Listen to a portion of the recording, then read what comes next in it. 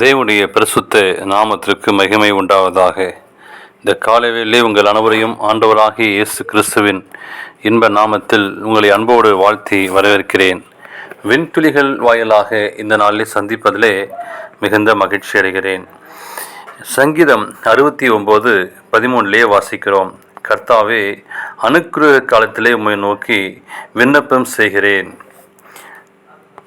இந்த நாளின் செய்தியின் தலைப்பானது அனுக்கிரக காலம். தேவனுடைய இரக்கமும் அனுக்கிரகமும் உங்களை சூழ்ந்திருக்கிற காலம் இந்த கிருபையின் காலம். கர்த்தர் உங்களுக்கு அனுக்கிரகம் செய்கிறார். இயேசு சொன்னார், அனுக்கிரக காலத்திலே நான் உனக்கு உதவி செவி கொடுத்து இரட்சணின் நாளிலே உனக்கு உதவி செய்தேன். 2 கொரிந்தியர் 6:2 வாசிக்கிறோம். இது குறித்து வேதாகமம் சொல்வதை வாசித்து பாருங்கள். பஞ்சகாலம் வருவதற்கு முன்பாக கர்த்தர் அனுக்கிரகத்தின் நாட்களை கட்டளையிடுகிறார். எகிப்திலே 7 ஆண்டுகள் கொடிய பஞ்சம் வருவதற்கு முன்பாக 7 வருடங்கள் முழுமையும் பூர்ணமாய் இருந்தன. அந்த அனுக்கிரக காலத்திலே யோசேப்பின் ஆலோசனைப்படி பார்வோன் தன் களஞ்சியங்களை கட்டி தானியங்களை சேர்த்து வைத்து கொண்டான். அந்த அனுக்கிரக காலத்தில் பார்வோன் பயன்படுத்தி கொள்ளாமல் இருந்ததனால் என்ன நேர்ந்திருக்கும் என்பதை சிந்தித்து பாருங்கள். அவனும் அவனுடைய ஜனங்களும் அழிந்து போயிருப்பார்களே. ஒரு முறை ஒரு வாலிபன் எதிர்பாராதபடி ஒரு கொலை வழக்கில் சிக்கி கொண்டான். நீதிமன்றம் அவனுக்கு தூக்கு தண்டனை விதித்தது.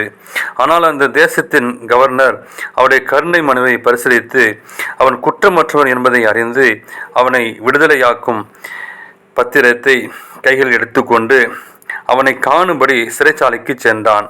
அந்த வாலிபனுக்கு கிடைத்த அனுக்கிரக நாட்கள் கிருபையின் தருணம்.